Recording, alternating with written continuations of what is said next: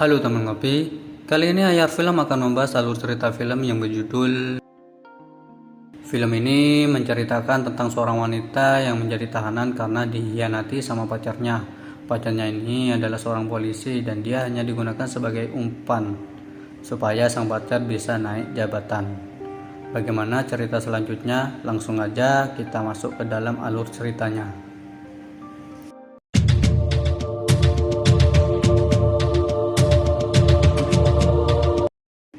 Film diperlihatkan seorang wanita cantik lugu bernama Nami.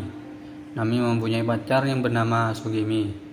Nami ini sangat mencintai pacarnya hingga agak sadar kalau ada niatan busuk dari pacarnya. Sugimi ini merupakan seorang polisi sedang mengincar klub malam yang diduga menjadi sarang transaksi narkoba. Namun masalahnya, klub itu dijaga para yakuza dan Sugimi gak punya channel untuk bisa masuk ke dalam sana. Nami pun diminta untuk menyamar jadi gadis penghibur untuk mencari tahu di dalam klub tersebut. Namun identitasnya sebagai mata-mata polisi terbongkar. Kadalnya dia pun jadi bahan mantap-mantapan sama para yakuza. Tak lama Sugimi pun datang dan menyergap sendirian. Dia memaksa para yakuza untuk memberitahu di mana mereka menyimpan stok narkoba mereka. Sugimi hanya peduli dengan misinya dan gak peduli pada Nami yang sedang dia cangkul rame-rame. Akhirnya para yakuza pun ditangkap atas tuduhan pemerkosaan, bukan karena pengedar narkoba. Karena sendiri menangkap para yakuza, karir Sugimi pun naik daun. Dia cerita kepada atasannya kalau Nami adalah bagian dari rencananya. Dia mengatakan itu di depan Nami yang masih trauma atas kejadian itu. Sugimi pun memberikan uang yang banyak untuk membayar ke Nami. Hal itu membuat Nami terlihat layaknya seorang wanita panggilan. Dia sakit hati dengan Sugimi. Lalu dia mendatangi kantornya dan mencoba menusuknya seperti sate. Tapi usahanya gagal dan ia malah dijebloskan ke dalam penjara atas dugaan pembunuhan berencana. Di dalam penjara ini ada dua kelompok, yaitu kelompok oranye dan kelompok biru. Kelompok oranye ini tahanan dengan kasus berat seperti bandar narkoba dan korupsi. Sementara yang biru adalah kasus-kasus yang ringan seperti pencurian. Kelompok oranye ini yang kebanyakan adalah orang-orang berduit, jadi mereka mendapatkan cukup banyak kebebasan sehingga mereka seenaknya di sana. Lain halnya dengan kelompok biru yang selalu mendapatkan perlakuan buruk dari para sipir. Singkat cerita, Nami dihampiri seseorang dari kelompok oranye yang akan memberikannya sup. Namun, si Mia memberikan sup yang baru matang itu dengan cara diguyur. Nami yang tangan dan kakinya diikat hanya diam santai.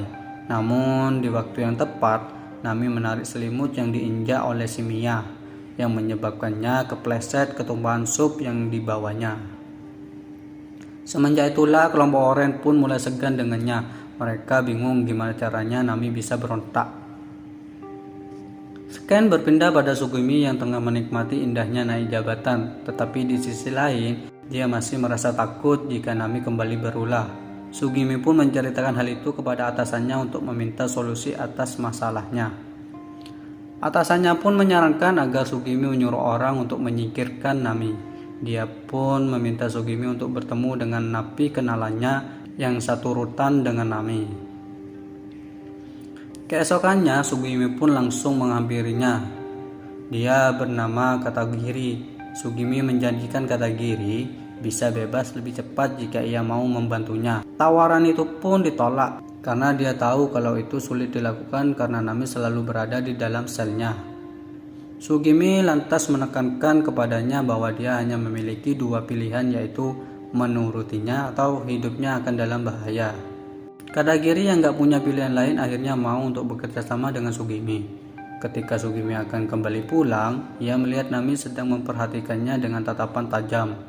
Sugimi melihat itu berlagak sok cool, padahal dalam hatinya dia ketakutan. Dan saat itu juga temannya Nami yang berada di sebelahnya memberitahu bahwa Katagiri baru saja bertemu dengan Sugimi. Mendengar hal itu, Nami pun berhati-hati. Keesokan harinya, kepala sipir meminta para bawahannya untuk menempatkan Nami di ruang isolasi dengan penjagaan yang lebih ketat. Di sana dia pun seruangan dengan seseorang bernama Kito-Kito. Dia ini mencari tahu mengenai masalah Nami dengan Mia yang soal sop itu. Gimana caranya Nami bisa melakukan itu dalam keadaan terikat. Ia juga menanyakan mengenai misi penangkapan bandar narkoba dengan mantan kekasihnya yaitu Sugimi. Di sini Nami tidak menjawab pertanyaannya dan dia cuma diam saja. Keesokan harinya, Seken menunjukkan bahwa Kito sebenarnya seorang polisi yang diam-diam ditugaskan oleh kepala sipir untuk mengetahui cara Nami melukai si Mia dan soal misinya bersama Sugimi. Kito pun memohon agar ia mencobanya sekali lagi, tapi sayangnya kepala sipil ini melarangnya dan meminta bawahan lainnya mencari tahu dengan cara yang lain. Sekarang para sipir gak membeda-bedakan napi lagi. Semuanya udah sama, gak ada kubu oranye dan kubu biru lagi. Terlihat mereka juga bekerja bersama-sama untuk menggali pertambangan. Singkat cerita, saatnya istirahat, mereka semua pun naik ke atas, kecuali Nami yang gak dibolehin untuk beristirahat. Nami pun terus menggali hingga malam hari tanpa istirahat. Keesokan harinya ketika napi yang lain kembali ke tambang, mereka kaget melihat Nami yang masih menggali. Si sipir ini sangat ingin membuat Nami memberitahu misi yang saat itu akan dilakukannya bersama dengan Sugimi. Namun karena Nami terus bungkam, para sipir pun mencari cara agar Nami mau berbicara. Mereka pun semua lalu kembali bekerja seperti biasa. Sampai akhirnya beberapa napi terlihat mulai kelelahan dan Nami juga kehabisan energi. Dia terjatuh. Si sipir ini gak peduli dan tetap meminta Nami untuk terus bekerja. Yuki yang kasihan melihat Nami lalu mengarahkan sekop ke arah sipir itu. Sipir lainnya yang melihat itu pun langsung menembaki. Untungnya cuma kegores sedikit. Di sini karena udah terlanjur jatuh korban, para napi yang lainnya pun akhirnya berontak.